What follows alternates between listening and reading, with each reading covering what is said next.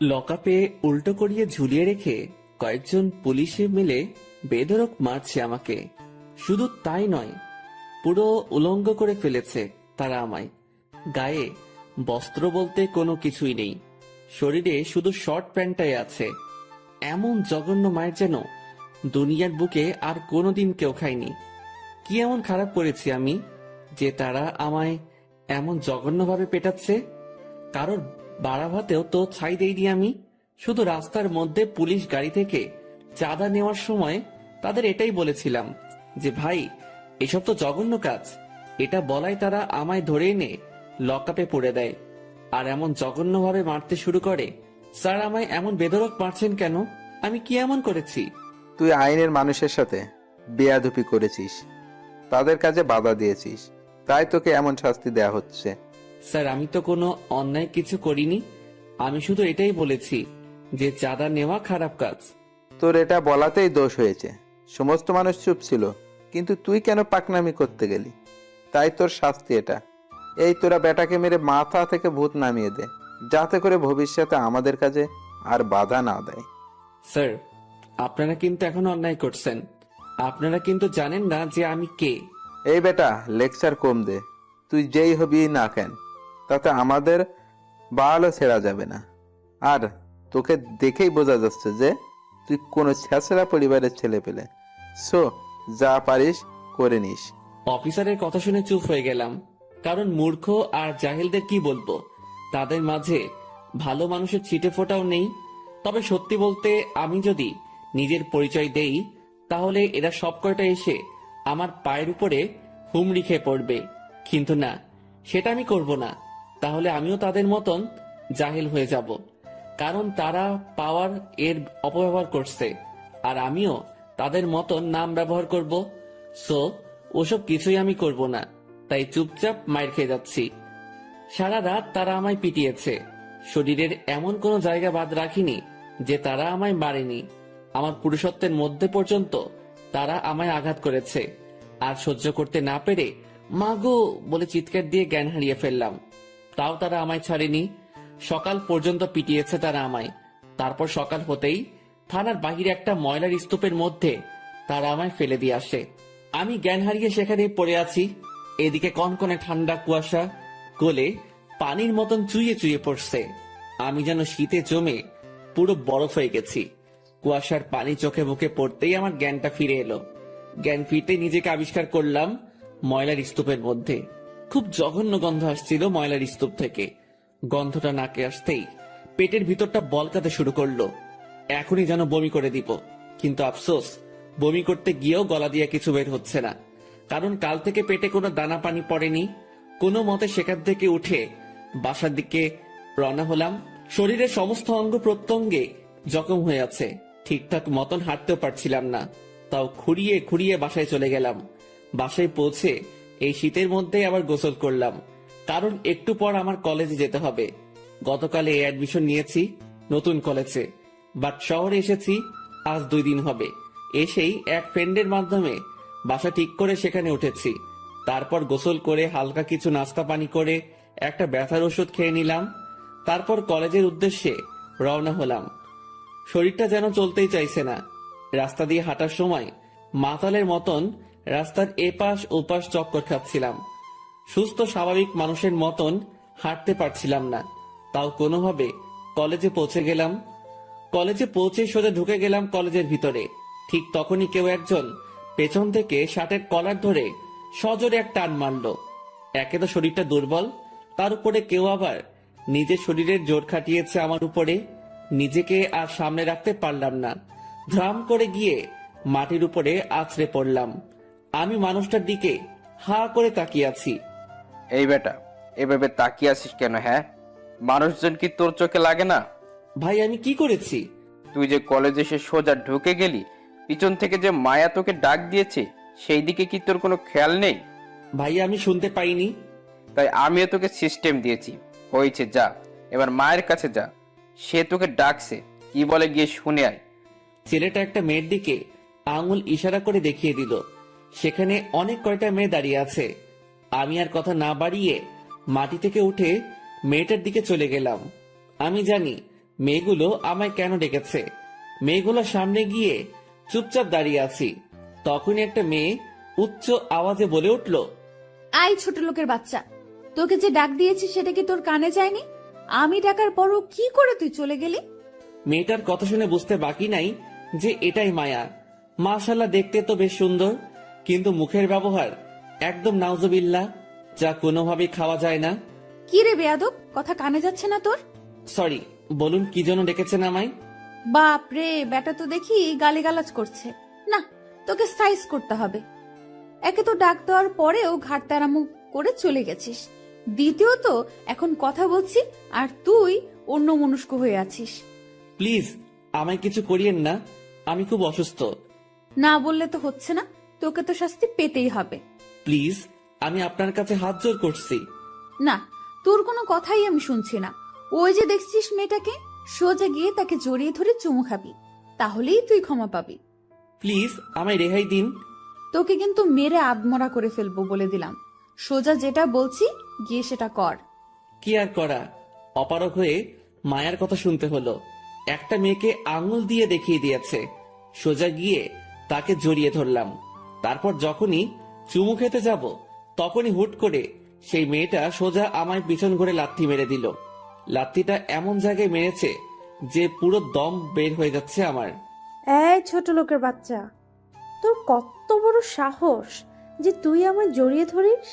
এই, তোরা কে কোথায় আছিস? মেয়েটার চিৎকার শুনে মায়া আর তার সাথে মেয়েগুলো দৌড়ে আসলো।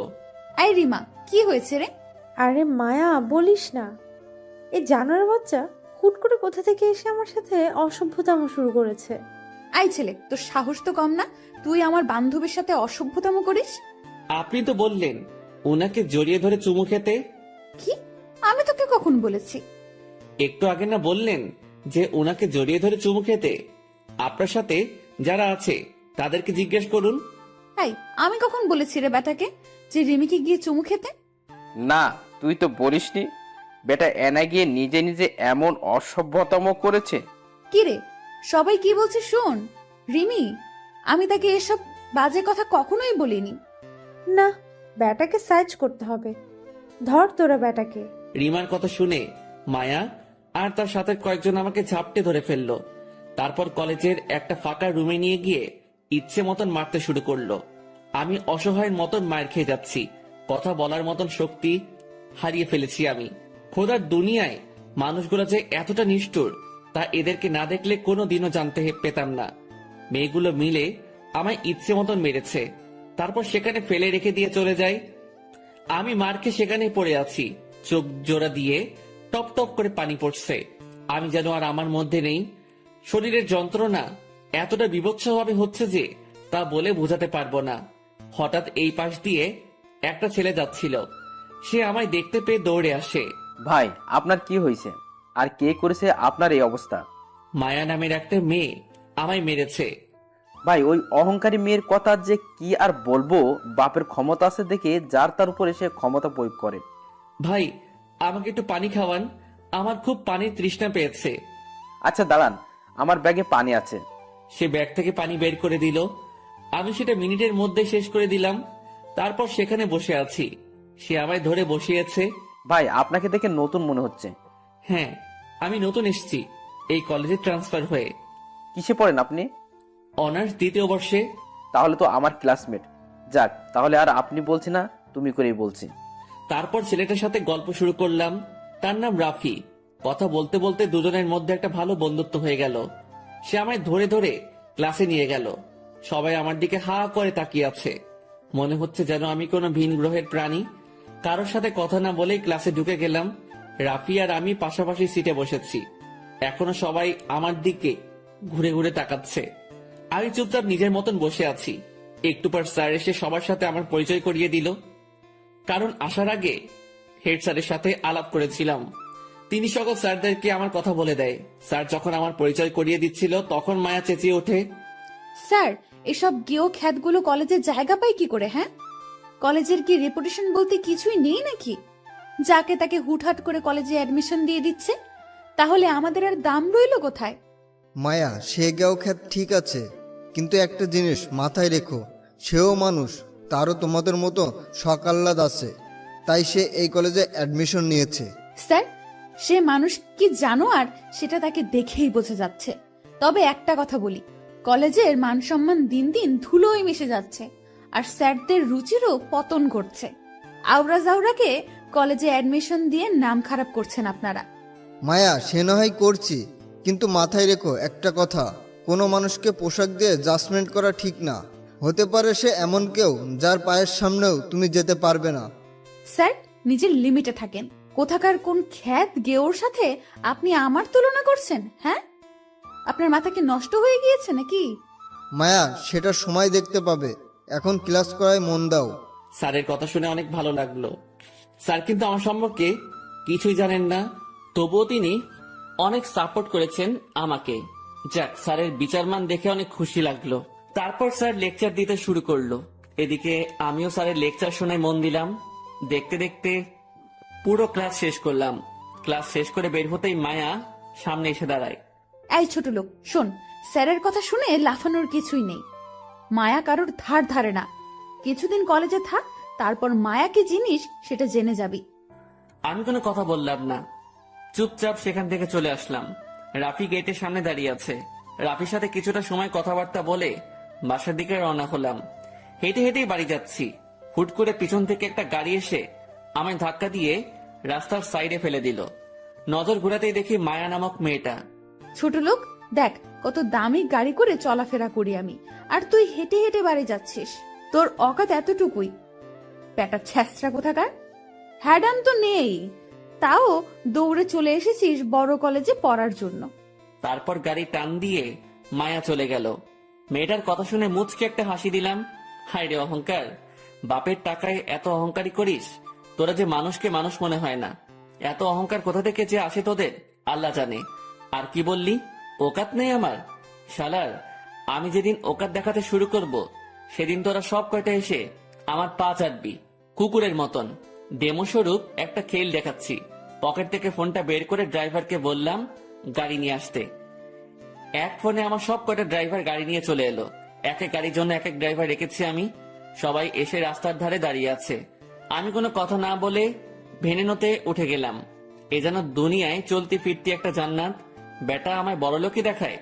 এই বড়লোকের দুলালি মেয়ে, শুনে রাখ, যেদিন আমি দেমাগ দেখাতে শুরু করব, সেদিন মাটি খুঁড়ে নিজেই সেটা নিজে নিজেকে দাফন দিয়ে দিবি।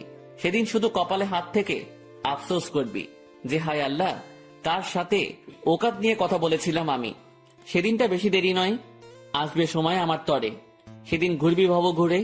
সেদিন ওকাত শুধু তুই নয়, দেখবে ওকাত দেশান্তরে। তারপর সেখান থেকে বাড়ি চলে এলাম। বাসায় এসে ফ্রেশ হয়ে খাবার খেয়ে নিলাম। কলেজ থেকে ফেরার পথে খাবার কিনে নিয়ে এসেছিলাম। খাবার খেয়ে বিছানায় গা এলিয়ে দিলাম। শুয়ে শুয়ে ভাবছি, এই দুনিয়ার মানুষগুলো কত নিষ্ঠুর। একটু টাকা পয়সার মালিক হলেই নিজের ভিতরে গরিমা নিয়ে আসে।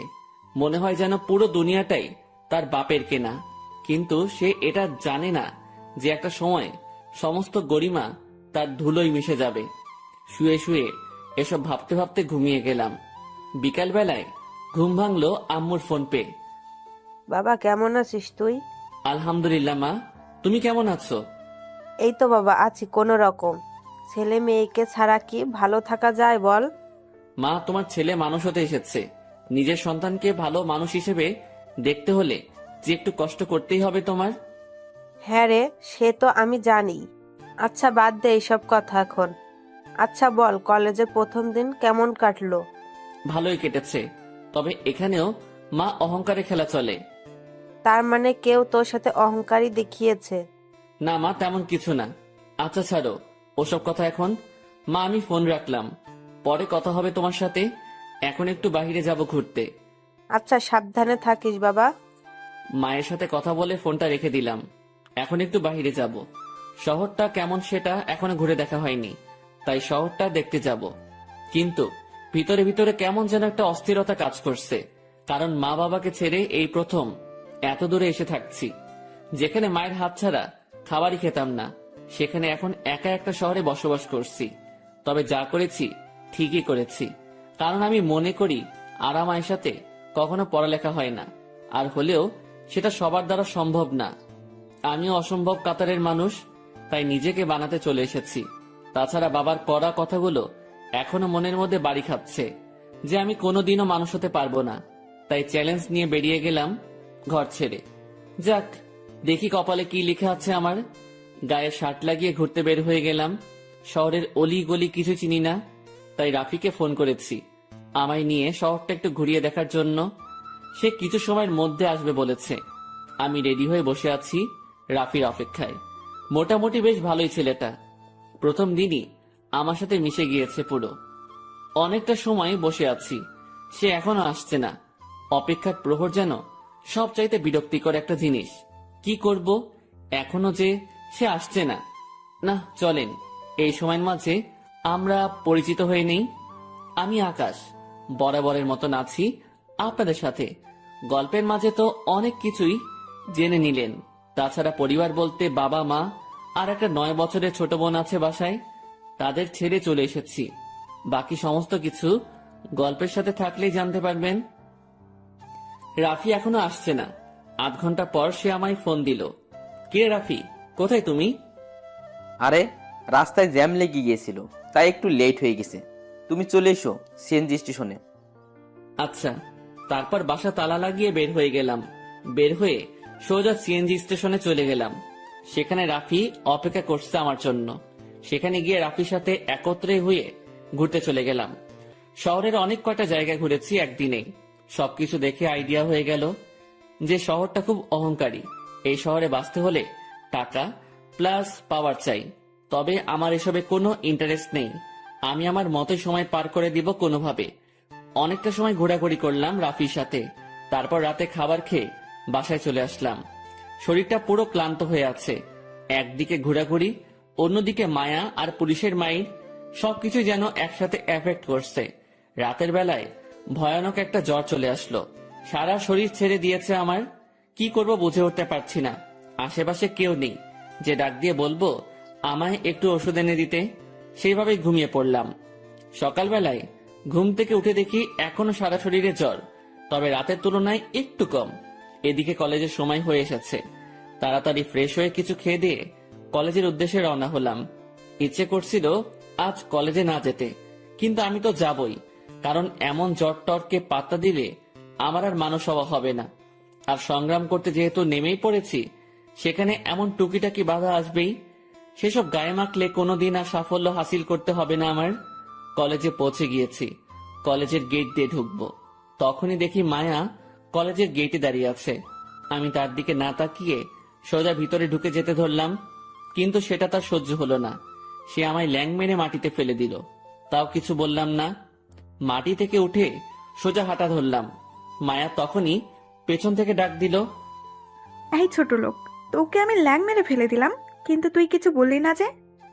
আমি আর কি বলবো? আপনার ইচ্ছে হয়েছে তাই আপনি আমায় ল্যাং মেরেছেন। এতে কিছু বলতে গেলেও তো আপনি আমায় শাস্তি দিবেন। যাক, তাহলে কিছুটা হলেও বুঝে গেছিস যে মায়া কি জিনিস। বাহ, ভালোই। চুপচাপ দাঁড়িয়ে আছি, কথার কোনো উত্তরই দিলাম না। আচ্ছা শোন, তোকে একটা কথা জিজ্ঞেস করার ছিল। তোকে দেখতে লাগে ছোট লোকের মতো, কিন্তু তুই এই কলেজে চান্স পেলে কি করে রে?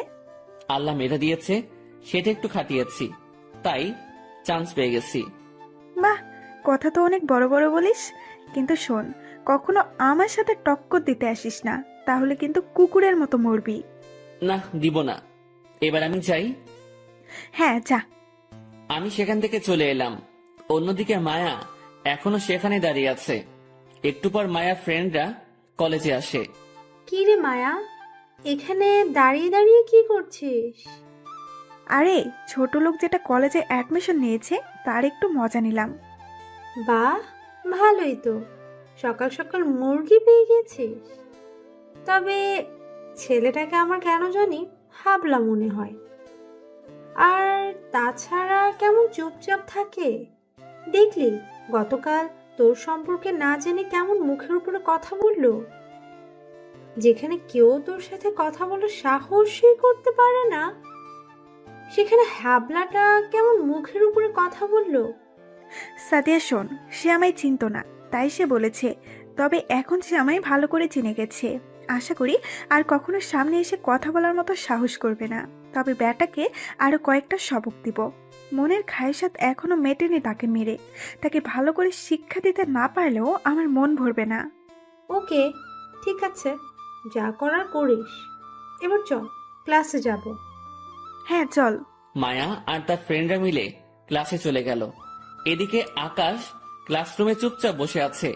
রাফি এখনো ক্লাসে আসেনি। ক্লাসে বসে আছি, কিন্তু ভিতরে কি পরিমাণ খারাপ যে লাগছে তা বলে বোঝাতে পারবো না। তার উপরে একটু আগে অহংকারী মেয়েটা আমায় মাটিতে ফেলে দিয়েছে। শরীরটা পুরো লুজ হয়ে আছে। কোনো রকমে জিম ধরে ক্লাসে বসে আছি। একটু পর রাফি ক্লাসে এলো। সে আসতে না আসতেই স্যার ক্লাসে চলে এসেছে। রাফির সাথে কথা বলার সুযোগ পেলাম না। স্যার এসেই ক্লাস শুরু করে দিল। বসে বসে ক্লাস করছি। দেখতে দেখতে শেষ ঘন্টা চলে আসলো। শেষ ঘন্টা যেই স্যার করাবেন তিনি এখনো আসেনি, তাই বসে বসে রাফির সাথে কথা বলছি। অন্যদিকে মায়া আর তার সাথে কয়েকজন ক্লাস না করে ব্যাগ নিয়ে বের হয়ে গেল। আচ্ছা রাফি, ওরা যে ক্লাস না করে চলে যাচ্ছে, স্যার ওদের কিছু বলবে না? আরে ওই ডাকাত মেয়েকে কে কি বলবে? যেমন খুশি তেমন ভাবেই চলে ওই মেয়ে। ও, রাফির সাথে কথা বলছিলাম, তখনই স্যার চলে আসলো। তারপর ক্লাস একদম শেষ করে বের হলাম। বের হতেই দেখি মায়া আর তার ফ্রেন্ডরা মিলে কলেজের পাশে দাঁড়িয়ে দাঁড়িয়ে আড্ডা দিচ্ছে। আমি তাদেরকে দেখে সাইড হয়ে গেলাম। রাফিও আমার সাথে সাথে চলে আসলো, কিন্তু সাইড হয়ে লাভ হলো না। মায়া আমায় পেছন থেকে ডাক দিল। এই ছোট লোক, এদিকে আয়। আমি আর রাফি মায়ার কাছে গেলাম। এই বেটা রাফি, তোকে কে আসতে বলেছে? হ্যাঁ, আমি ডেকেছি এই ছোট লোককে, কিন্তু তুই কেন আসলি? যা ভাগ এখান থেকে। রাফি মায়ার ভয়ে সেখান থেকে চলে গেল, আর আমি একা দাঁড়িয়ে আছি মায়ার সামনে। আল্লাহ না জানে কি করে এখন আমার সাথে। এই ছেলে, চল আমার সাথে। কোথায় যাব? আমরা শপিং এ যাব, আর তুই আমাদের জিনিসপত্র কেয়ার করবি। প্লিজ, আমি পারবো না, আমার শরীর অনেক খারাপ। এই বেটা, আমার মুখের উপরে কথা বলিস?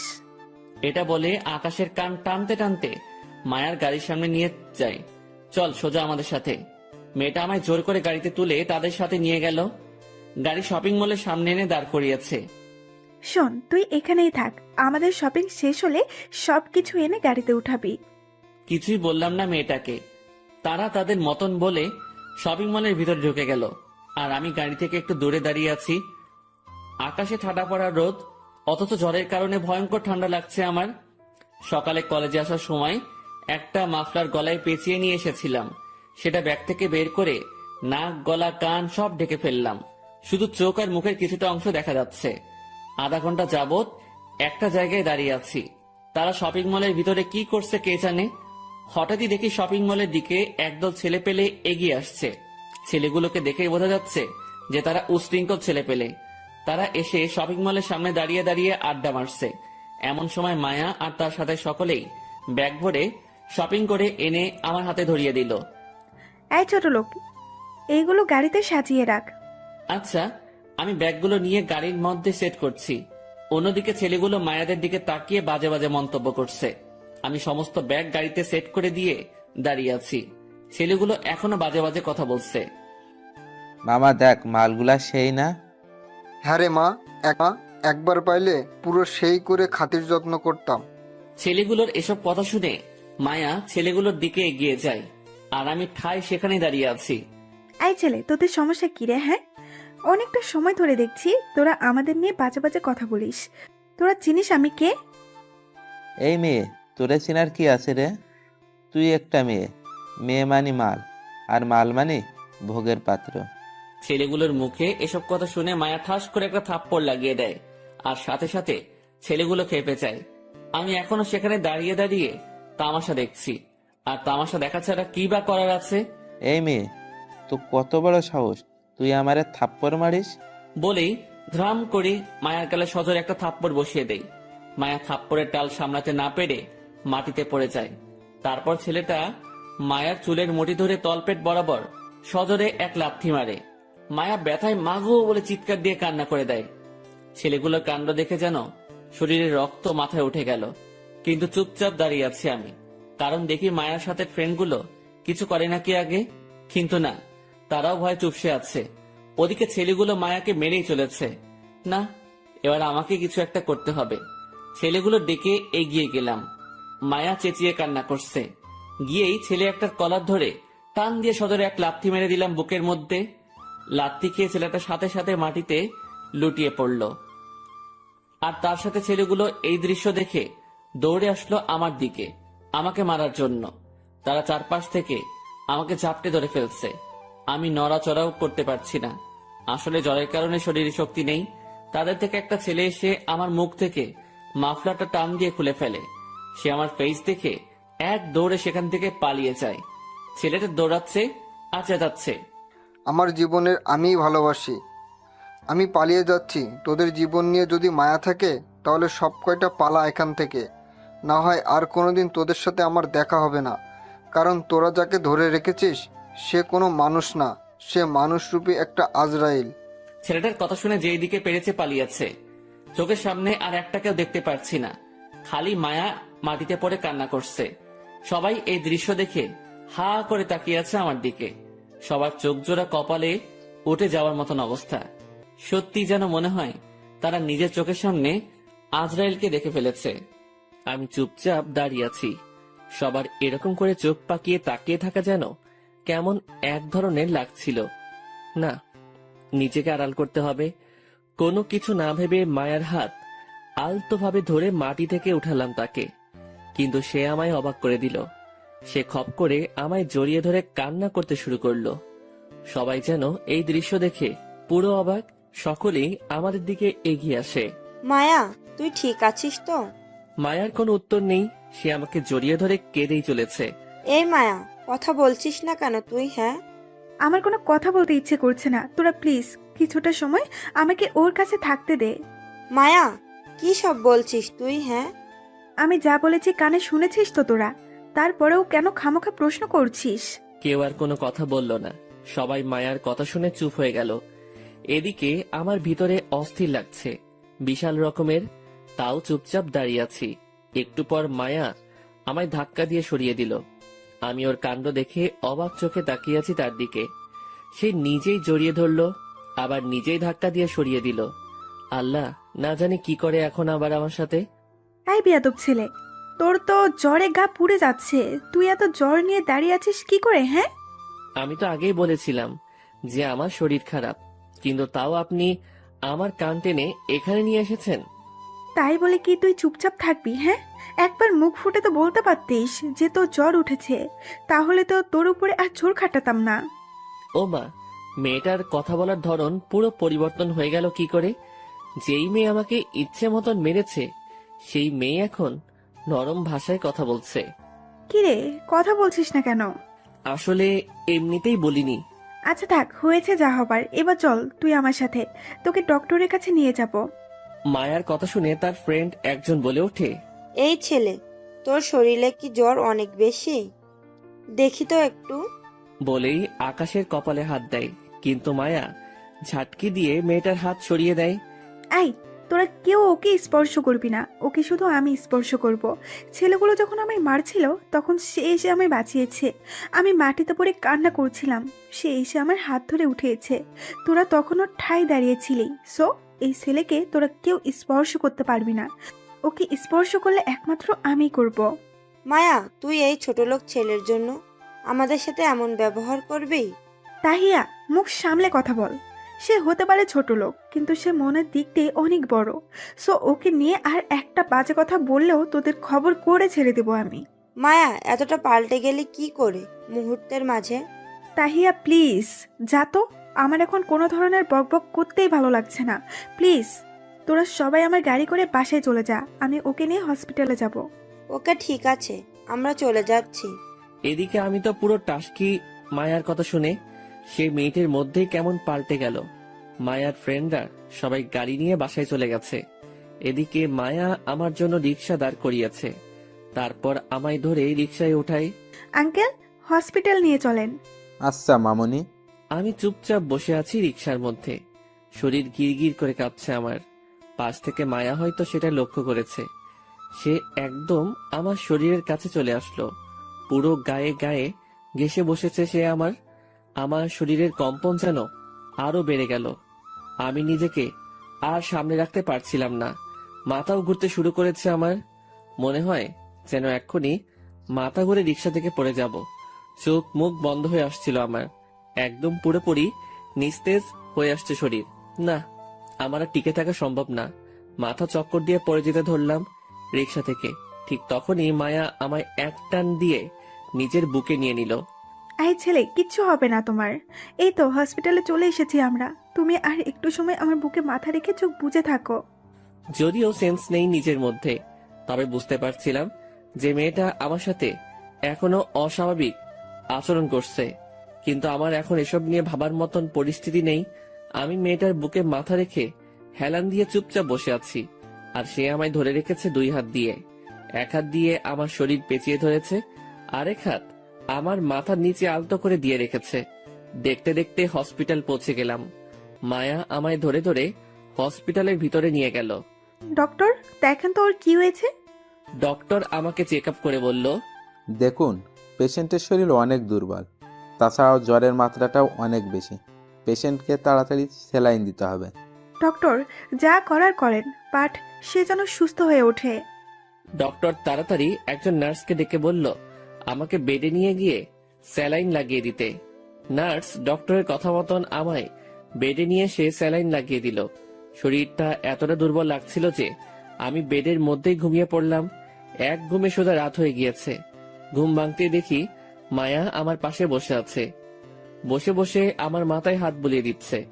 এত রাত হয়ে গেল, আপনি এখনো বাসায় যাননি? না, কি করে বাসায় যাব তোমায় এইভাবে ফেলে রেখে? মেয়েটার কথা শুনে অবাকের পর অবাকই হচ্ছে খালি। এই তো গতকালই মেয়েটা আমায় মারলো, আর আজ সেই মেয়েই আমার জন্য টেনশন করছে। তোমার কেমন লাগছে এখন? একটু ভালো। যাক, চিন্তামুক্ত হলাম। তোমার স্যালাইনও শেষ হয়ে এসেছে। দাঁড়াও, ডক্টরের সাথে কথা বলে তোমায় বাসায় পৌঁছে দিয়ে আসছি। আচ্ছা। মেয়েটা ডক্টরের সাথে কথা বলে আমায় পৌঁছে দিয়ে গেল। এই যে ছেলে, কাল কিন্তু কলেজে যাবে না। আগে সুস্থ হও, তারপর কলেজে যাবে। আর ওষুধগুলো কন্টিনিউ করবে।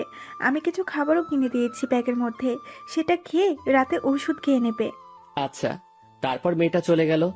এদিকে আমি বাসায় পৌঁছে হালকা কিছু খেয়ে নিলাম। পরে খেয়ে দিয়ে ওষুধ খেয়ে নিলাম। তারপর শুয়ে পড়লাম। মেয়েটার আচরণগুলো এখনো আমার চোখে ভাসছে। মনে হচ্ছিল যেন সে আমার বিয়ে করা বউ। এমন করে কেয়ার করছিল সে আমার। এসব নিয়ে ভাবতে ভাবতে কখন যে ঘুমিয়ে গেছি তা নিজেও বলতে পারবো না। সকালবেলায় ঘুম ভাঙতেই দেখি মায়া আমার মাথার কাছে বসে আছে। আমি মেয়েটাকে দেখে থতমত খেয়ে গেলাম। এই যে, আপনি কখন এলেন? সকাল 7টা বাজে। ঘড়ির দিকে তাকিয়ে দেখি 9টা বাজে। তার মানে মেয়েটা এসে 2 ঘন্টা যাবৎ আমার জন্য বসে আছে। সত্যি মেয়েটার আচরণ দেখে নিজের কাছে নিজেরই অবাক লাগছে। আচ্ছা, এখন শরীর কেমন? জ্বরটা হয়তো একটু কমে এসেছে, কিন্তু শরীরের দুর্বলতা আগের মতোই। সব ঠিক হয়ে যাবে। সেদিন সারাদিন মেয়েটা আমার বাসায় ছিল। আমায় নিজের হাতে জোর করে খাইয়ে দিয়েছে। মেয়েটার কেয়ার জন্য ভিতরটাকে ক্ষত বিক্ষত করে দিচ্ছে আমার। তারপর সন্ধ্যা হতেই সে চলে যায়। যাওয়ার আগে আলতো করে একবার জড়িয়েও ধরেছিল, তারপর চলে গেছে। এদিকে আমার মনের ভিতরে তো পুরো আগুন ধরিয়ে দিয়েছে সে। সে আগুন কি করে শান্ত করব তা আমার জানা নেই। এইভাবেই দিনটা কেটে গেল। পরের দিন সকালবেলায় শরীরটা একটু ভালো লাগায় কলেজে চলে গেলাম। কলেজে গিয়ে দেখি কেউ কলেজে আসেনি। কেউ বলতে মায়া আর তার সাথে কেউ আসেনি। আমি ক্লাসে চলে গেলাম। ক্লাসে গিয়ে দেখি রাফি আর কিছু ক্লাসমেট নিজেদের মধ্যে কথা বলছে, আবার কেউ বসে আছে। আমিও চুপচাপ বসে পড়লাম। রাফি আমায় দেখে কাছে চলে এলো।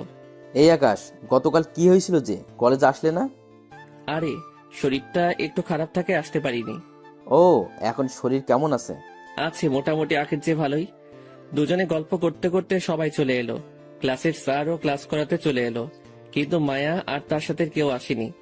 দূর, আসলে আসুক, না আসলে নাই। আমি আমার মতন ক্লাসে মন দিলাম।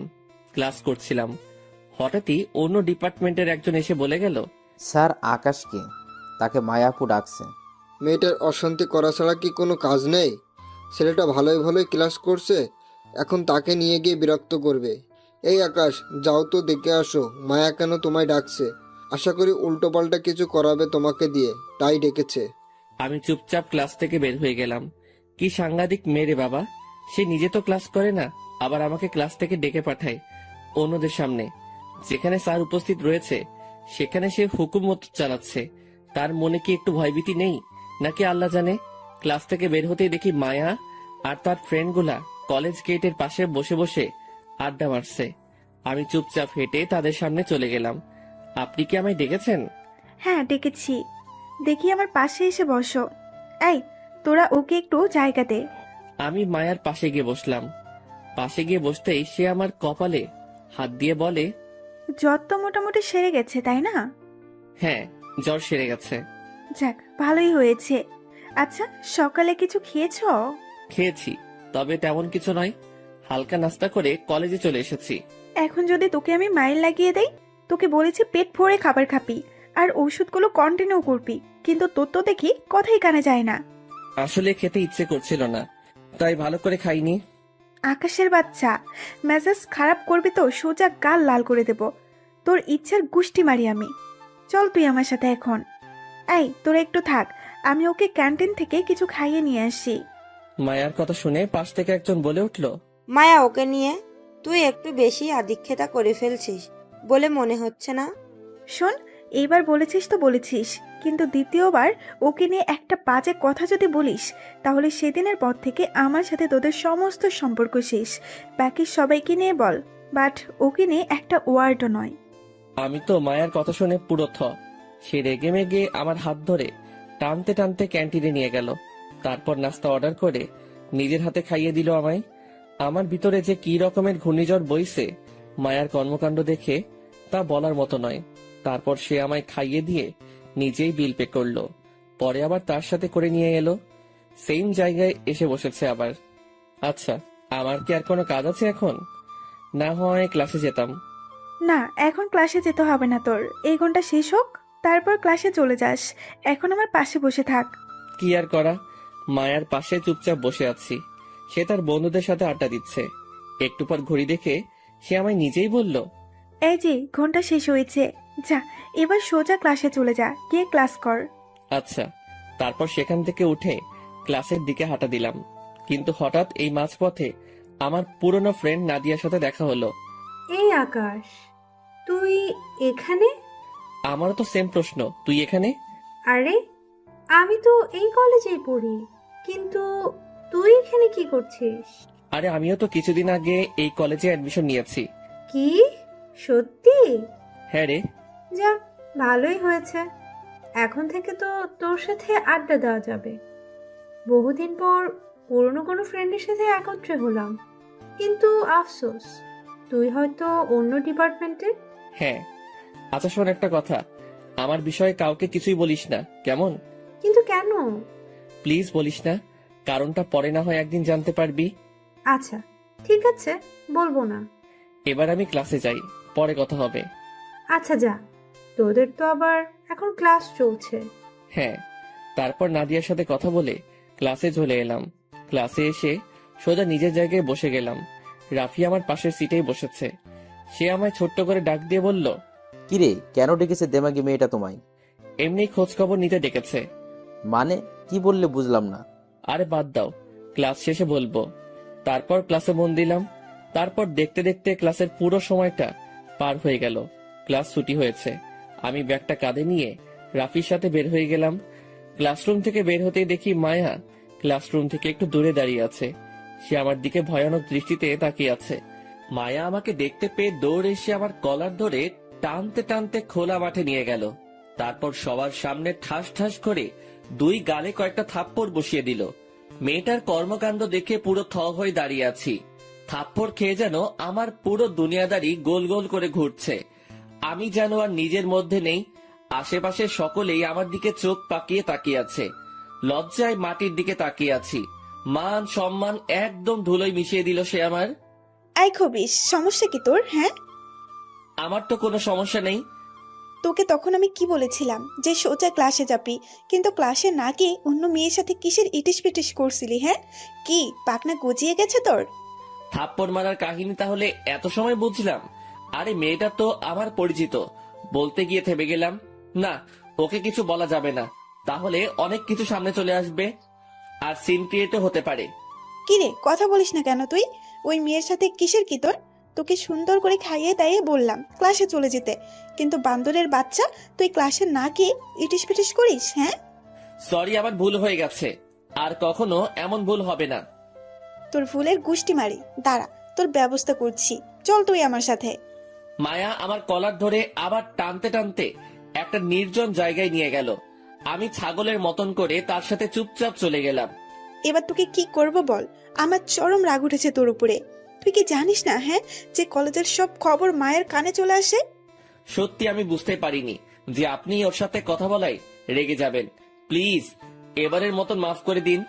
এত সহজে তো তোকে মাফ করব না, কিছু একটা শাস্তি তো তোকে পেতেই হবে। যা ওই জায়গায় গিয়ে কান ধরে এক পা উঠিয়ে দাঁড়িয়ে থাক। প্লিজ মাফ করে দিন না এবারের মতন। কবিস, কথা না বাড়িয়ে চুপচাপ যেটা বলেছি গিয়ে সেটা কর, না হয় থাপ্পড়ে গালের দাঁত সব কয়টা ফেলে দেব। কি আর করা, মেয়েটার রাগ দেখে কলিজা যেন শুকিয়ে গেছে আমার। চুপচাপ বাধ্য ছেলের মতন গিয়ে মায়ার কথা মতন কাজে লেগে পড়লাম। কান ধরে এক পা উঠিয়ে দাঁড়িয়ে রইলাম।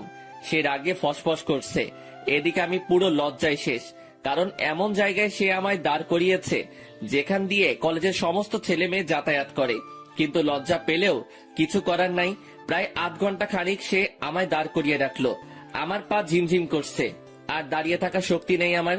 তবে যেভাবেই হোক না কেন, সে যতক্ষণ না আমার সাজা মওকুফ করবে ততক্ষণ আমার দাঁড়িয়ে থাকতেই হবে।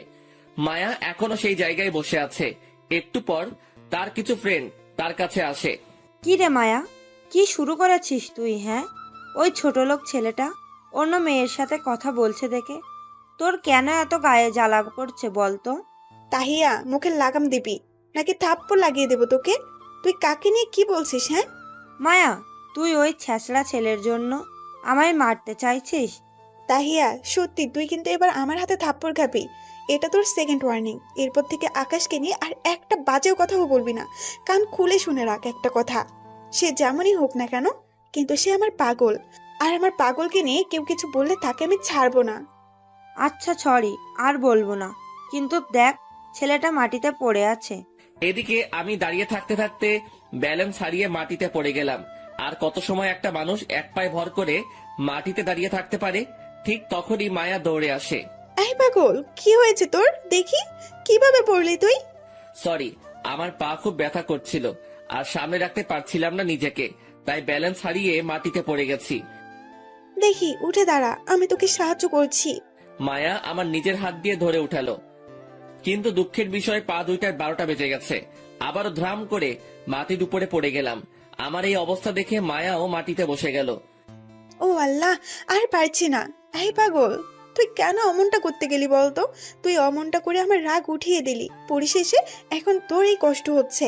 সত্যি আমি ভুল করে ফেলেছি, আর কখনো করব না। আর কখনো করলে কিন্তু একদম জানে মেরে ফেলবো। আসো দেখি, কাছে আসো। বলে এক টান দিয়ে আকাশকে তার কাছে নিয়ে গেল। তারপর জড়িয়ে ধরে পাগলের মতন চুমু খেতে শুরু করলো। মেয়েটার কাণ্ড দেখে পুরো থ হয়ে আছি। কি করছে কি মেয়েটা? সে আমায় সবার সামনে জড়িয়ে ধরে চুমু খাচ্ছে। শোন, তুই আমার পাগল, অন্য কোনো মেয়ের দিকে যেন তোর নজর না যায়। আর শাস্তি দেওয়ার জন্য সরি, খুব কষ্ট হয়েছে তোর, তাই না? এই যে আমি হাতল করে দিলাম, দেখবি সব কষ্ট দূর হয়ে যাবে। মেয়েটার কথা শুনে ভিতরে যেন প্রবল গতিতে তুফান বইছে। সত্যি কি সে আমাকে ভালোবাসে? তার কথার ইঙ্গিত তো সেরকমটাই করছে। না, একটু শিওর হওয়া দরকার। আচ্ছা, একটা কথা বলি আপনাকে। হ্যাঁ বল। আমি কি আপনার কপালে একটা চুমু খেতে পারি?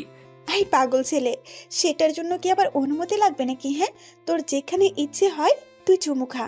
এবার পুরো থরথর করে কাঁপতে শুরু করলাম। কিন্তু চুমু তো আমি খাবই, কারণ সে আমার মনে জায়গা করে নিয়েছে।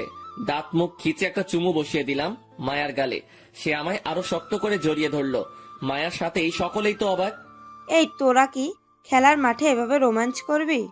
আরে ধুর না, আমার পাগলটা একটু চুমু খেতে চেয়েছে আমায়, তাই একটু চুমু খেতে দিয়েছি। ওর চুমু খাওয়া শেষ হলে চল বাড়ি যাব। হ্যাঁ চল। আর পাগল শোন, সোজা বাসায় চলে যাবি গাড়ি করে, রাস্তায় কোনো এদিক ওইদিক করবি না। আচ্ছা। তারপর মায়া তার বান্ধবীদের সাথে চলে গেল। এদিকে আমি রিক্সা নিয়ে সোজা বাসায়। বাসায় এসে রোজের মতন খেয়ে দিয়ে জম্পেশ একটা ঘুম দিলাম। বিকাল বেলায় ঘুম ভাঙলো ফোনের আওয়াজে। বালিশের পাশ থেকে ফোনটা হাতে নিয়ে দেখি অচেনা একটা নাম্বার। আমি ফোনটা রিসিভ করে সালাম দিলাম। এই আকাশ, কি করছিস তুই? কণ্ঠ শুনে বুঝতে পারলাম মায়া ফোন দিয়েছে। আসলে একটু ঘুমিয়েছিলাম, আপনার ফোন পেয়ে ঘুম ভাঙলো। শোন, তাড়াতাড়ি উঠে ফ্রেশ হয়ে কলেজের সামনে চলে আয়। আমি গাড়ি নিয়ে সেখানে ওয়েট করছি। কোনো কাজ আছে কি? সেটা আসলেই দেখতে পারবি, তুই তাড়াতাড়ি আয়। আচ্ছা, ফোনটা রেখে দিয়ে তাড়াতাড়ি রেডি হয়ে কলেজের সামনে চলে গেলাম। সেখানে গিয়ে দেখি মায়া গাড়ি নিয়ে দাঁড়িয়ে আছে। আয় গাড়িতে ওঠ। আমি চুপচাপ গাড়িতে উঠে বসলাম। সে আমাকে ড্রাইভ করে নিয়ে গিয়ে শপিং মলের সামনে দাঁড় করালো। চল ভেতরে চল, তোর জন্য কিছু কেনাকাটা করব। আরে আমার কিছু লাগবে না। বেশি বক বক করিস না, সোজা ভেতরে চল। আচ্ছা, কি আর করা। সে আমায় জোর করে শপিং মলে নিয়ে গেল। তারপর অনেক কয়টা শার্ট প্যান্ট কিনে দিল। কেনাকাটা শেষ করে রেস্টুরেন্টেও নিয়ে গেল খাওয়ার জন্য। রাত বাজে 9টা। খাওয়া দাওয়া শেষ করে বাড়ি ফিরবো, তখনই হঠাৎ মাঝপথে ছিনতাইকারী আমাদের গাড়ি আটকায়। তারা মায়ার কাছ থেকে ব্যাগ কেড়ে নিতে চায়। মায়াও জোরাজোরি শুরু করে। সে কোনো মতেই তার ব্যাগ দিবে না। আমি গাড়ি থেকে নেমে তাদের আটকাতে গেলে পিছন থেকে কেউ একজন আমার পেটে ছুরি মেরে দেয়। তারপর তারা মায়ের ব্যাগ নিয়ে সেখান থেকে পালিয়ে যায়, আর আমি সাথে সাথে মাটিতে লুটে পড়লাম। এরপর আর কিছু মনে নেই। 3 দিন পর আমার জ্ঞান ফিরে। জ্ঞান ফেরার পর নিজেকে আবিষ্কার করলাম হসপিটালের বেডের মধ্যে। পাশ থেকে মায়া বসে ফুপিয়ে ফুপিয়ে কান্না করছে। সে আমার জ্ঞান ফিরেছে দেখতে পেয়ে। আয়, তুই ঠিক আছিস তো? হ্যাঁ, ঠিক আছি। কিন্তু আপনি এভাবে কান্না করছেন কেন? কান্না করবো না তো কি করব? হ্যাঁ, আজ 3 দিন পর তোর জ্ঞান ফিরেছে। মায়ার কথা শুনে থতমত খেয়ে গেলাম। কি বলছে? আমার 3 দিন পর জ্ঞান ফিরেছে? ইন্না লিল্লাহ। তার মানে আজ 3 দিন ধরে মেয়েটা আমার সাথে হসপিটালে। ও আল্লাহ, রক্ষা করো তুমি।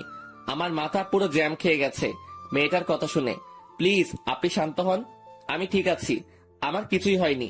তোর কত বড় চোট লেগেছে, তাও বলছিস তোর কিছুই হয়নি? বান্দর ছেলে কোথাকার। আমার সত্যি কিছু হয়নি, একদম ঠিক আছি আমি। তাও মেয়েটা কান্না করে যাচ্ছে। অনেক কষ্টে বুঝিয়ে শুনিয়ে কান্না থামালাম। এইভাবে আরো 2 দিন কেটে গেল হসপিটালে। মেয়েটার সেবা যত্ন দেখে মনের ভিতরে একদম পাকাপোক্ত জায়গা করে নিয়েছে সে আমার দেখাশোনায় কোনো রকমে কমতি রাখিনি। সেদিন রাতে তার কিছু ফ্রেন্ড আমায় দেখতে আসে হসপিটালে। তারা দেখে অনেকটা আফসোস করে। মায়া থাক তুই, আমরা চলে যাচ্ছি, পরে আবার সময় করে আসবো নে। আচ্ছা চল, তোদের এগিয়ে দিয়ে আসি। আকাশ, তুমি শুয়ে থাকো, আমি তাদেরকে এগিয়ে দিয়ে আসি। আচ্ছা। মায়া তাদের এগিয়ে দিতে গেছে, আর আমি বেডের মধ্যে শুয়ে আছি। এভাবে ঘন্টাখানিক হয়ে গেছে, কিন্তু মায়া এখনো আসছে না। কিরে, মেয়েটা এখনো আসছে না কেন? এত সময় হয়ে গেল, তার তো এসে যাওয়ার কথা। সেই রাতে মায়া আর ফিরে আসলো না। মনের ভিতরে ভয় কাজ করতে শুরু করলো মায়ার জন্য। আল্লাহ জানে মেয়েটা না বলে কোথায় চলে গিয়েছে। তাও অপেক্ষা করতে লাগলাম। এভাবে আরো 2 দিন হয়ে গেল হসপিটালে, কিন্তু মায়া সেই যে গেছে, আর ফিরে আসেনি। না, এবার যেন টেনশনের মাত্রা আরো বেড়ে গেল। হসপিটাল থেকে রিলিজ নিয়ে এই অসুস্থ শরীরেই মায়াকে খুঁজতে বের হয়ে গেলাম, কিন্তু কোথাও পেলাম না তাকে। চারদিকে খোঁজ লাগিয়েছে মায়ার, কিন্তু কেউ কোনো তথ্য দিতে পারলো না। তবে একজন বলল তাকে নাকি ডান্স বারে দেখে এসেছে একটু আগে। তাড়াতাড়ি ডান্স বারের ঠিকানা নিয়ে সেখানে চলে গেলাম, কিন্তু সেখানে গিয়েও পেলাম না। নিরাশ হয়ে বাসার দিকে ফিরে আসতে ধরলাম, কিন্তু হঠাৎ এই মাঝপথে মায়ার গাড়ি দেখতে পেলাম। মায়া আর তার কিছু ফ্রেন্ড পথের সাইডে গাড়ি দাঁড় করিয়ে আড্ডা মারছে। তাড়াতাড়ি মায়ার কাছে চলে গেলাম। গিয়ে দেখি মায়া হেসে হেসে আড্ডা মারছে। এই মায়া, আপনি আমায় হসপিটালে ফেলে রেখে কোথায় হারিয়ে গেলেন? আয়, তুই এখানে কি করিস? হ্যাঁ, আপনার খোঁজ করতে এসেছি। আপনি কি কাজটা ঠিক করলেন? আপনি আমায় হসপিটালে এভাবে ফেলে রেখে চলে আসলেন। ভালোবাসার মানুষকে কি এইভাবে কেউ ফেলে রেখে চলে আসে? আয় বেয়াদব, তোর মাথাটা কি খারাপ হয়ে গেছে নাকি? হ্যাঁ, যে তোকে নিয়ে সারাদিন আমি পড়ে থাকতে হবে? মায়া পড়ে থাকতে হবে না ঠিক, কিন্তু এভাবে ফেলে রাখলেও চলবে না, কারণ ভালোবাসার মানুষটাকে সব সময় আগলে রাখতে হয়। আয় ছোট লোক, কোন ছাতার ভালোবাসার কথা বলছিস? হ্যাঁ, আর তোকে কে ভালোবাসে? এভাবে বলছেন কেন? আপনি না আমায় ভালোবাসেন? ফালতু আলাপ একদম কমিয়ে কর। তোকে কোনো ভালো টালো বাসি না আমি। যে ছেলে নিজের রক্ষা নিজেই করতে পারে না, সে আবার আমার রক্ষা কিভাবে করবে? আমার বান্ধবীরা অনেক আগেই বলেছিল যে তুই আমাকে সামলে রাখার মুরাদ নেই, কিন্তু তারপর আমি তাদের কথা না শুনে তোকে ভালোবেসেছি। বাট পরিশেষে সবকিছু মিলিয়ে দেখলাম তুই আমার যোগ্যই না। সো যা এখান থেকে, আর আমাকে আমার মতো আড্ডা দিতে দে। আপনি এসব কি বলছেন? ধুর, তুই আসলে একটা প্যারা। আমি কি বলেছি সেটা তুই ভালো করেই শুনতে পেরেছিস, তাও কেন ফালতু মার্কা প্রশ্নগুলো করছিস জানোয়ার? আই, তোরা চল তো, এখানে থাকলে ছোট লোকটা মাথা খারাপ করে দিবে। তারপর মায়া আর তার ফ্রেন্ডরা গাড়ি টান দিয়ে চলে যায়। আমি মায়ার কথা শুনে ধ্রাম করে মাটিতে বসে গেলাম। ভালোবাসার মানুষটার কাছে এসব শুনবো তা কখনো আশা করিনি। পুরো দুনিয়াদারি যেন বেসাত হয়ে গিয়েছে আমার। মাটির উপরে বসে চোখের পানি ছেড়ে অঝরে কান্না করতে শুরু করলাম। চোখ দুটো যেন আজ নহরে পরিণত হয়ে গেছে। কান্না করতে করতে পুরো অজ্ঞানের মতন হয়ে গেলাম।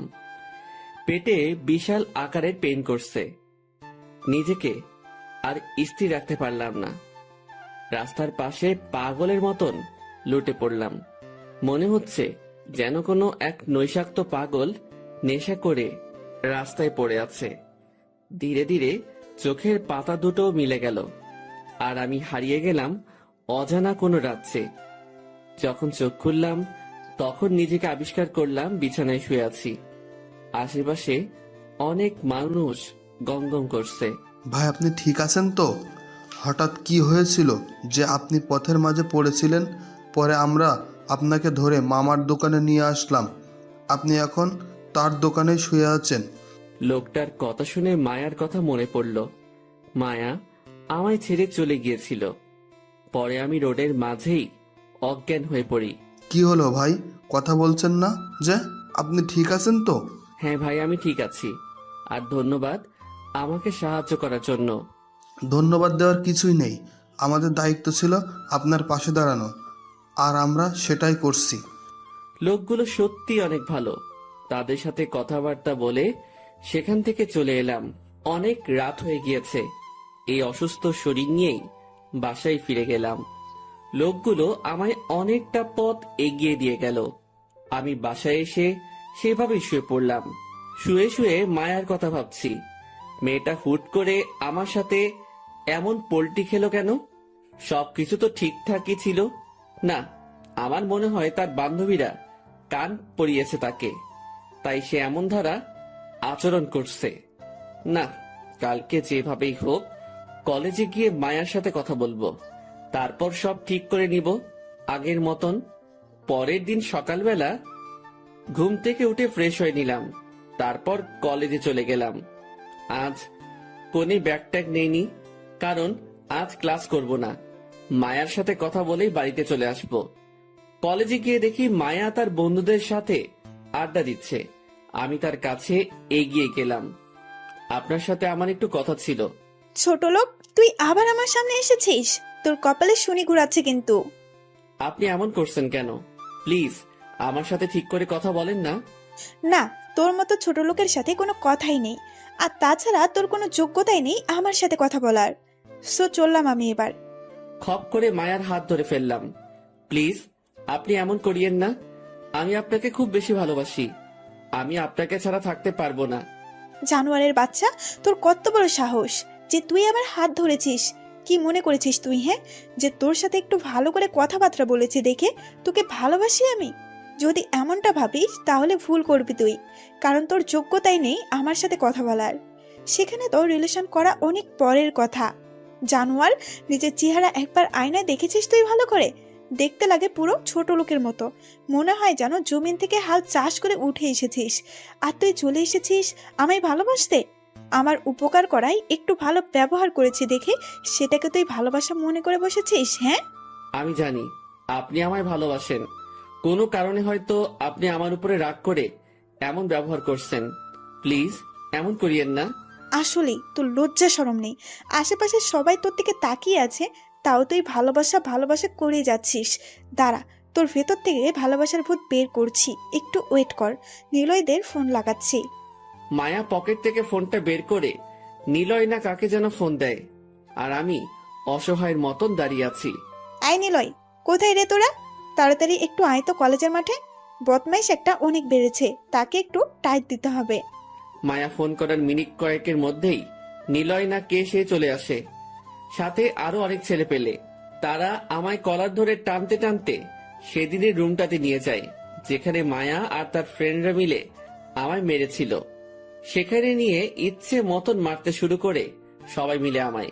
তাদের সাথে মিলে মায়াও আমার গায়ে অনেক কয়টা হিট করে। আমি মরার মতন মাটিতে পড়ে পড়ে মার খাচ্ছি, কিন্তু তাদের মনে কোনো মায়া দয়া নেই। তারা আমায় পাষাণের মতন মেরেই চলেছে। এক পর্যায়ে গিয়ে মায়া আমার তলপেট বরাবর সজোরে এক লাথি মারে। সাথে সাথে মাগো বলে চিৎকার করে উঠলাম। আমার দুনিয়াদারি যেন অন্ধকার হয়ে আসছে পুরো। মায়া আমার ক্ষতস্থানটাতেই লাথি মেরেছে, তাও তাদের রেশ মেটেনি, এখনো মারছে তারা আমার। এদিকে আমার তলপেট থেকে ব্লিডিং চালু হয়ে গেছে। অন্যদিকে হঠাৎই মায়ার ফ্রেন্ড তাহিয়া মায়াকে টেনে ধরে। এই মায়া, ওকে আর মারিস না, ছেলেটার পেট থেকে অনেক ব্লিডিং হচ্ছে, প্লিজ ওকে ছেড়ে দে, না হয় মরে যাবে ছেলেটা। না, আজ ওকে জন্মের শিক্ষা দিয়েই ছাড়বো। নিজের লেভেল ছাড়া ভালোবাসতে আসে কেন? কোনো যোগ্যতা তার আছে যে সে আমায় এসে ভালোবাসার কথা বলে? আমার পায়ের সামনেও আসতে পারবে নাকি সে? আমার বাবা কোথায় থানার ওসি, আর সে হচ্ছে কোনো এক ছোট লোক ঘরের সন্তান। সে আসে আমায় ভালোবাসতে। মায়া প্লিজ ছেড়ে দে। আচ্ছা যা, তোর কথাই ছেড়ে দিলাম। আই নিলয়, তোরা চলে যা। আচ্ছা আপু। সবাই আমায় মেরে ধরে চলে গেল, আর আমি চুপচাপ মাটিতে শুয়ে শুয়ে ব্যথায় কাতরাচ্ছি। হায় রে দুনিয়া, যে মেয়েকে একে একে দুইবার বাঁচালাম, সেই মেয়েই আজ আমায় পাষাণের মতন করে পিটিয়ে ফেলে রেখে দিয়ে যায়। তবে সমস্যা নেই, উপরওয়ালার বিচার তিনি ঠিক সময় মতন করে দিবেন। মরার মতন পড়ে আছি ফ্লোরের উপরে। আমার এই খবর শুনতে পেয়ে রাফি দৌড়ে আসে। এই আকাশ, কি হয়েছে তোমার? মায়া মেরেছে। তুমি কেন ওই অহংকারী মেয়ের সাথে চলতে যাও বলো তো? তুমি জানো না যে ওই মেয়ের সাথে শরীর ভরা কারেন্ট আর অহংকার? বাবার একটু ক্ষমতা আছে দেখে সবাইকে সে পশু মনে করে। সে একাই মানুষ আর বাকি সবাই পশু। দেখলে তো তোমার কি হাল করলো?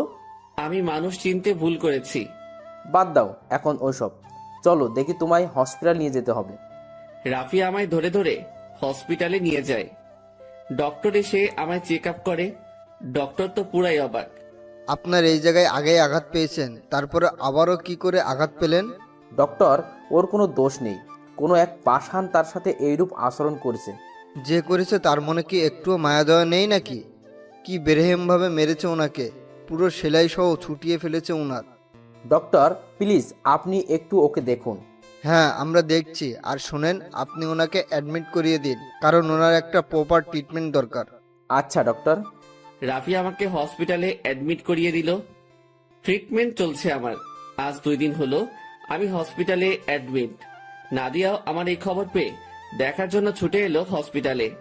কি রে আকাশ, ওই মেয়ে তোর সাথে এমনটা করলো, কিন্তু তুই যে কিছু বললি না? তুই চাইলে তো সব কয়টাকে মেরে মাটিতে দাফন করে দিতে পারতি। নাদিয়া, আমি এসেছি মানুষ হতে। মারামারি করতে আসলে ঠিকই সব কয়টাকে জমের দুয়ারে পৌঁছে দিতাম, কিন্তু আমি সেসব করার জন্য আসিনি।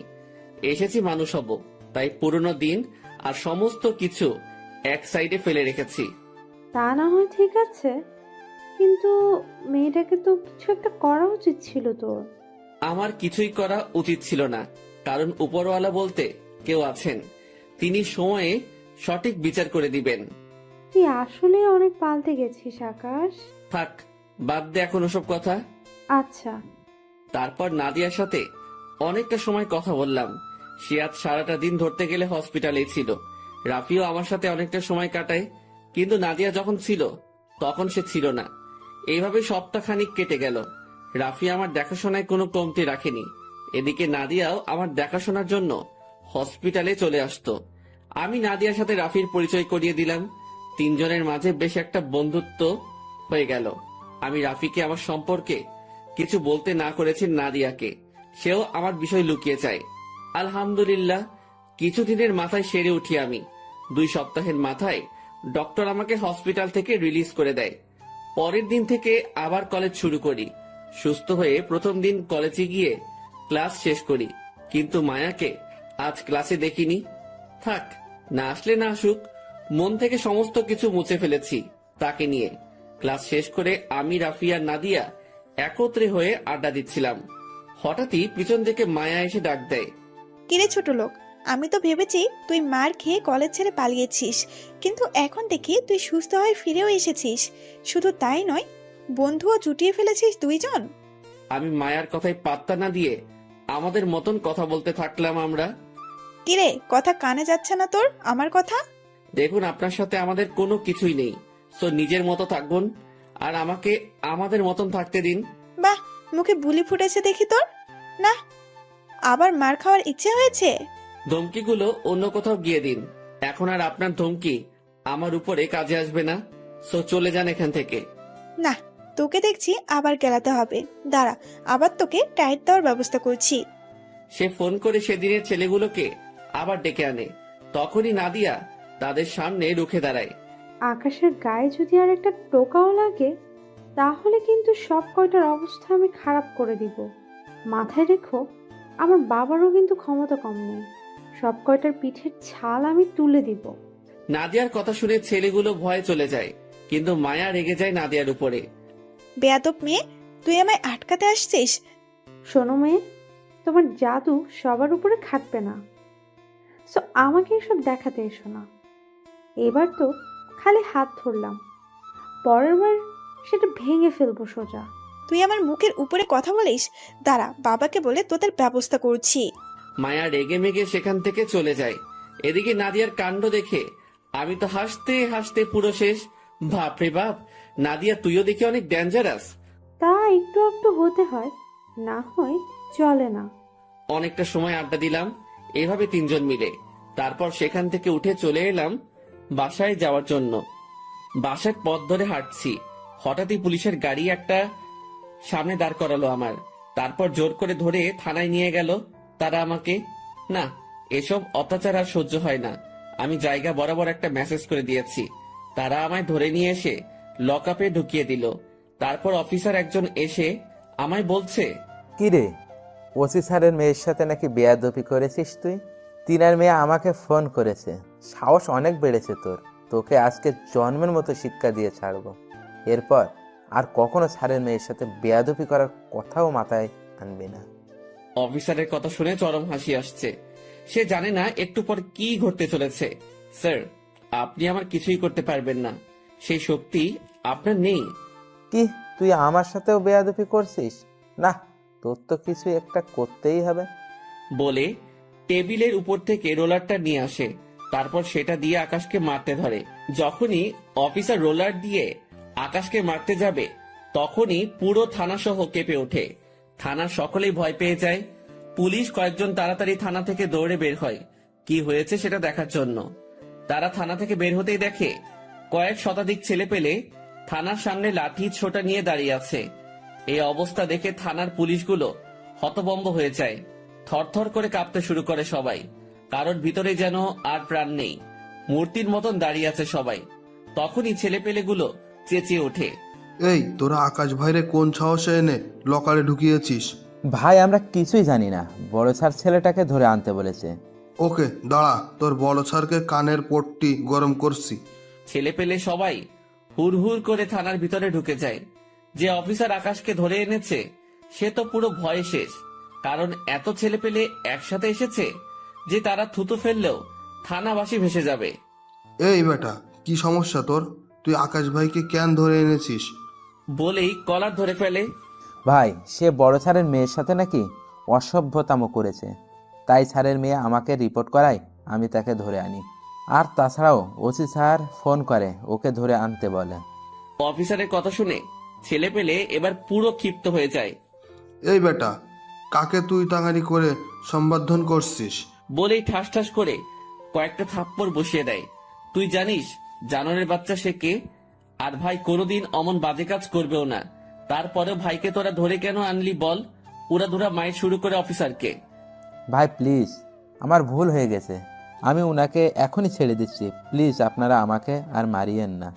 যা, তাড়াতাড়ি ভাইকে লকার থেকে বের কর, না হয় এখানে জ্যান্ত পুঁতে দিব তোরে। থানার বাকি সকলেই থ হয়ে তাকিয়ে আছে ছেলেপেলের দিকে। কেউ ভয়ে কোনো কথা বলছে না। জানে এখন যদি একটা টু শব্দ করে কেউ তাহলে প্রাণ হারাতে হবে। কারণ ছেলেপেলে সবাই মারামারির উদ্দেশ্য নিয়ে এসেছে। সবার হাতে লাঠি সোটা।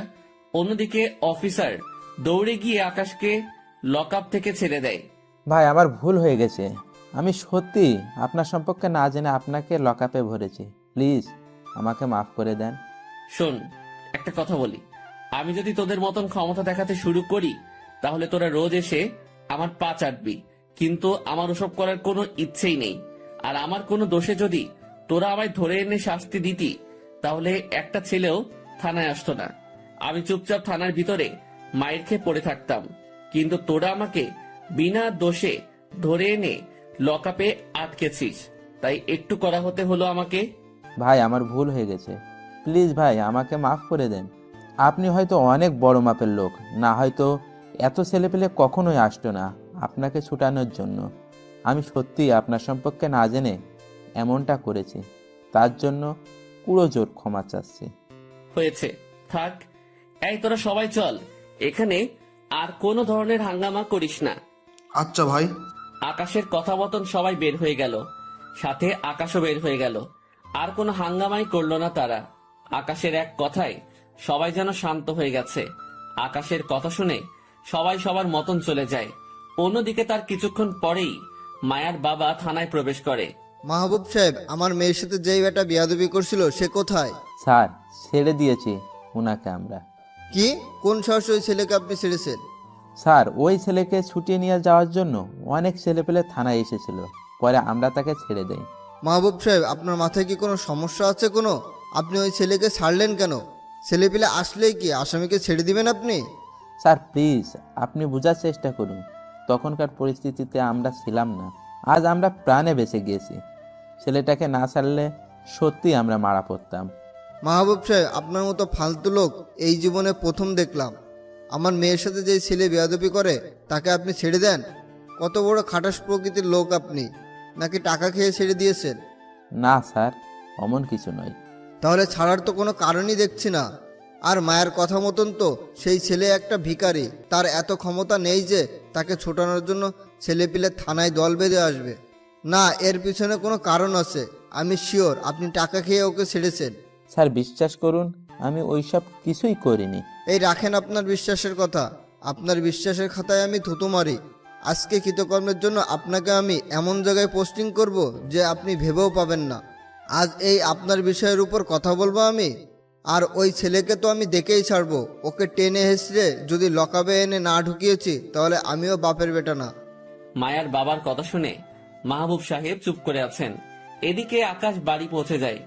ঝামেলা শেষ করে বাড়িতে এসে শুয়ে পড়েছি। আজ খাওয়া দাওয়া করার কোনো ইচ্ছেই নেই, কারণ বেইমান কথা খুব করে মনে পড়েছে। কি করে পারে সে আমার সাথে এমনটা করতে? একে একে দুইবার তার প্রাণ বাঁচিয়েছে, কিন্তু পরিশেষে সেই আমার প্রাণ নিতে উঠে পড়ে লেগেছে।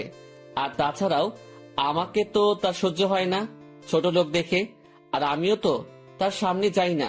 কিন্তু তারপরেও মেয়েটা আমার উপরে কিসের রেশ উঠাতে চায়? কি এমন করেছে আমি তার সাথে? মাথায় যেন কিছুই কাজ করে না। না, আর ভাবতে পারছি না আমি। এসব ভাবা বাদ দিয়ে ঘুমিয়ে পড়লাম। বিকালবেলায় ঘুম থেকে উঠতেই নাদিয়ার ফোন। আকাশ, কোথায় রে তুই? বাসায়। কেন? তুই একটু আমার বাসায় আয় তো। আব্বু তোর সাথে দেখা করতে চেয়েছে। আমি আব্বুকে জানিয়েছি যে তুই আমার কলেজে পড়িস, সো তিনি তোর সাথে দেখা করতে চেয়েছে। আচ্ছা ঠিক আছে, কিন্তু আমি তো তোর বাসা চিনি না। সমস্যা নেই, আমি ঠিকানা ইনবক্স করছি, তুই চলে আয়। আচ্ছা। তারপর ফ্রেশ হয়ে নাদিয়ার দেওয়া ঠিকানা মতন ওর বাড়িতে চলে গেলাম। গিয়ে ওর আব্বুর সাথে দেখা করলাম। উনি আমাকে অনেক আগে থেকেই চিনেন। শুধু আমাকেই নয়, আমার পুরো পরিবারকেই চিনেন। বাবা কেমন আছো? জি আঙ্কেল, ভালো। আপনি? এই তো বাবা, আল্লাহ রেখেছে। আচ্ছা, আমি শুনলাম তুমি নাকি নাদিয়ার কলেজেই পড়ো। জি আঙ্কেল। যাক, তাহলে ভালো হয়েছে। শোনো, তোমায় ডেকেছি বিশেষ একটা কারণে। বাবা, আমি একটা অনেক বড় টেন্ডার নিয়েছি, কিন্তু সেখানে গিয়ে কিছু ছেলে অনেক হট্টগোল করেছে তাদেরকে ট্যাক্স দেওয়ার জন্য।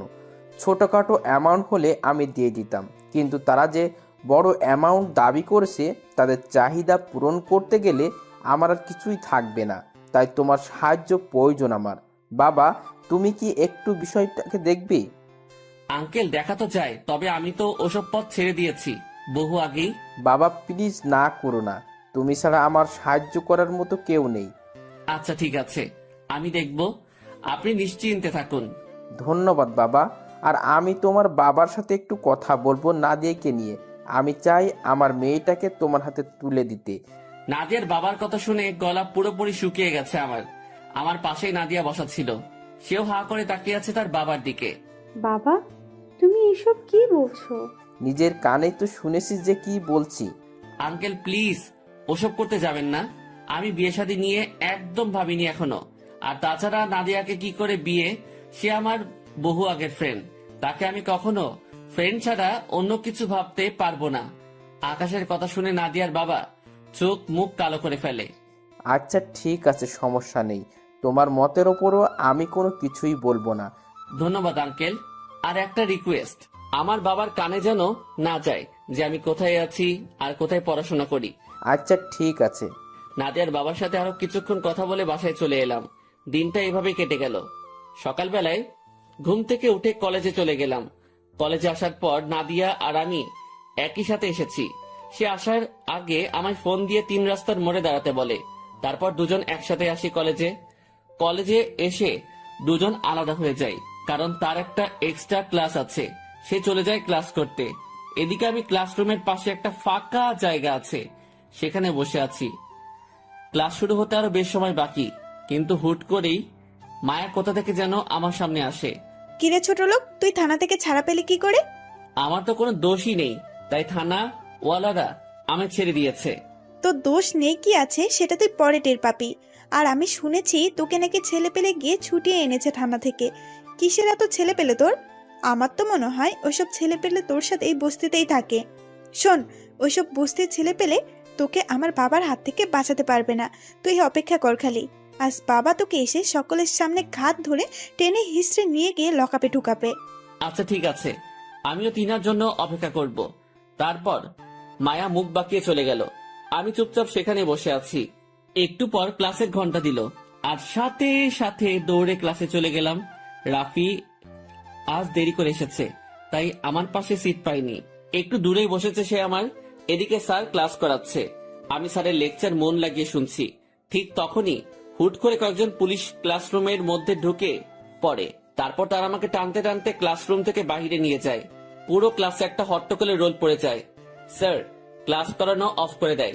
সবাই পুলিশগুলোর দিকে তাকিয়ে আছে।